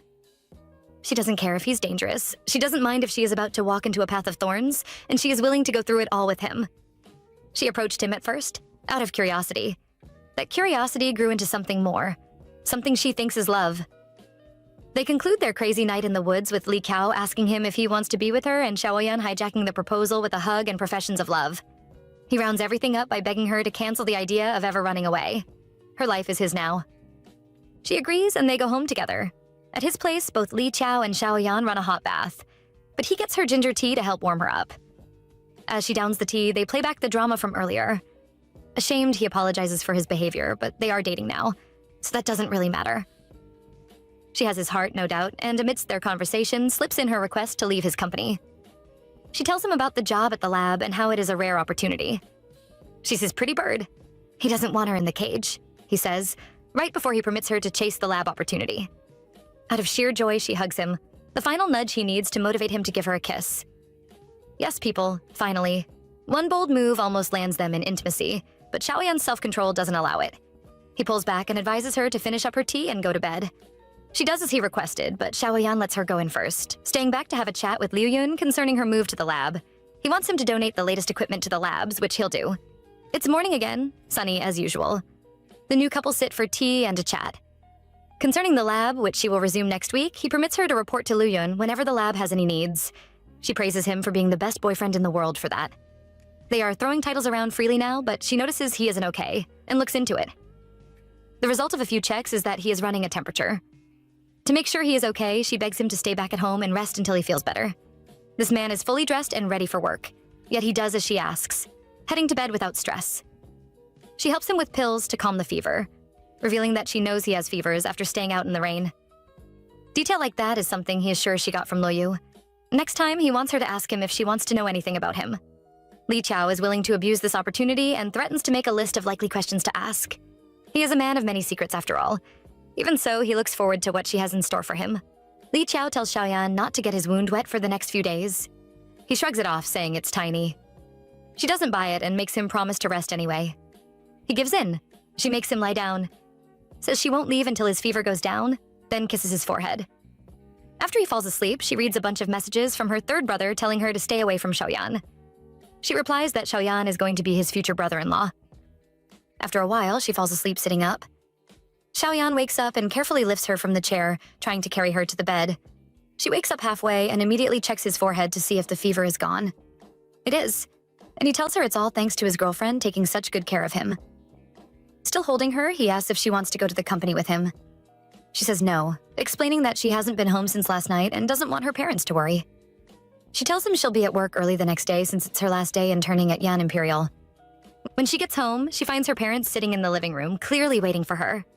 Her father asks if she has a boyfriend, and she instantly says yes. Her parents panic and start firing questions. Who is he? Where is he from? What does he do? She just says she'll introduce him to them when the time is right. She feels like this isn't a good moment to make things public, especially since she just ended her engagement with Shanglu. In her room, she can't shake the feeling that her parents aren't happy about her dating someone. She remembers how strange they acted when she was engaged, and it makes her feel like they're hiding something from her. She gets a message from Xiaoyan saying he has a meeting at Bowling Golf Course and that his driver, Luo Yu, will pick her up.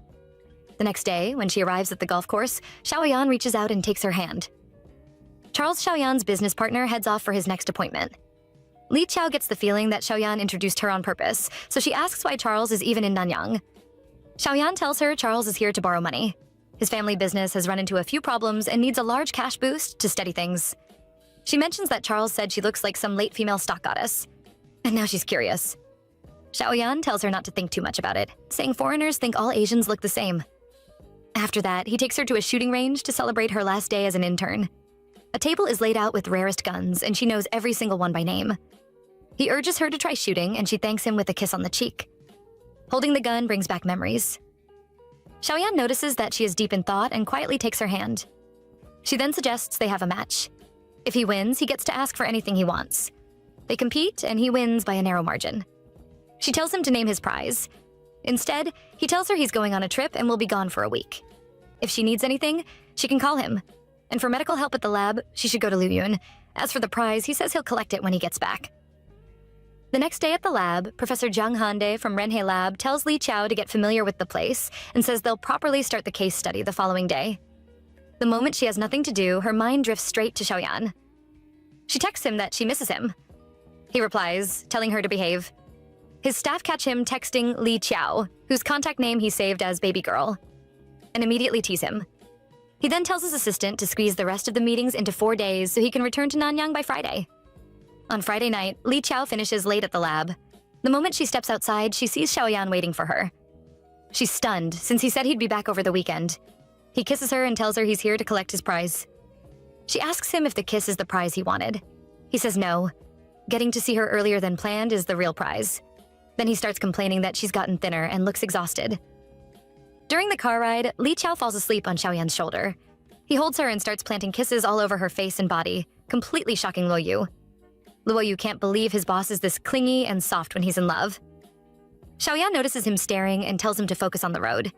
When they get home, Xiaoyan carries her inside and asks how long she's been pretending to sleep.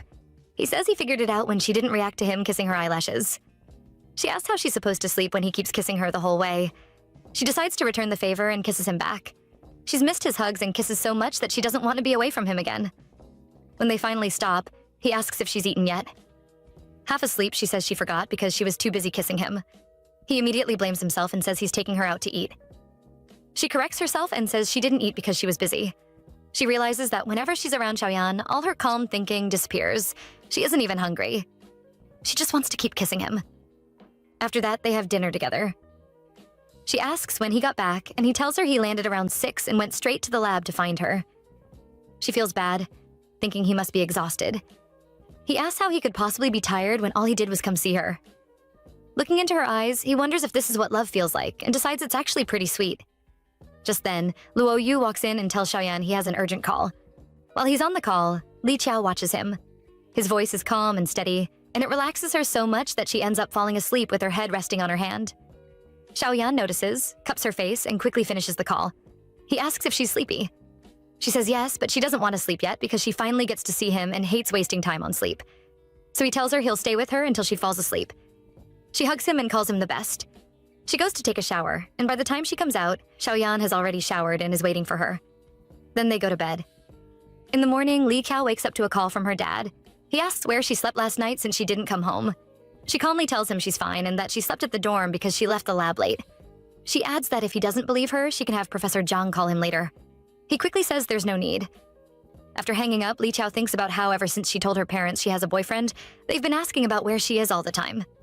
She knows they're worried about her safety, but something feels off. They seem way too anxious. Xiaoyan wakes up, looks at her, and asks how her dorm roommate is doing. Clearly talking about himself. She says he's not bad, but he clearly isn't satisfied with that answer. She reminds him he wasn't supposed to spend the night. He says he planned to leave, but she fell asleep holding his hand and wouldn't let go, so he had no choice but to stay. They cuddle for a few seconds before she gets up to get ready for the lab. Later, she presents her work to Jiang. Jiang tells her that ever since she joined the lab, things have been much easier for him. Then he suggests she move into the dorm. She tells him she already moved her things and plans to stay there that night. After that, she texts Xiaoyan, then quickly retracts the message and sends another one asking what he's doing. He replies, asking what she deleted. She says it was just a typo. She tells him about moving into the dormitory, and he responds by asking again what the typo was. When she doesn't answer, he asks if calling him baby was the typo. He saw the message before she deleted it. She admits she wasn't sure if he'd be okay with that. Meanwhile, Luo Yu is discussing work with Xiaoyan, but Xiaoyan barely listens. He's too busy texting Li Chao. That night, a senior from the lab, Lian Zhen, who also lives in the dorm, suggests they walk back together. She agrees. On the way, he asks if she wants to stop by the convenience store to grab something to eat. She refuses at first, but he says he'll bring food to her later. She feels bad since he's helped her a lot and doesn't want to trouble him, so she agrees to eat with him. On their way back, Xiaoyan drives past them on the road. At the dorm entrance, Li Chao says goodbye to Lian. When she gets to her room, she sees Xiaoyan waiting outside, and it's obvious he's upset. He asks if he's interrupting something. She wonders if he's jealous because he saw her with Lian. She tells him he can come to her dorm whenever he wants, then takes his hand and pulls him inside. She reaches for the light switch, but he stops her, pins her against the wall, and kisses her. Enjoying this so far? Comment part 2 below for the next part. Until next time, ciao!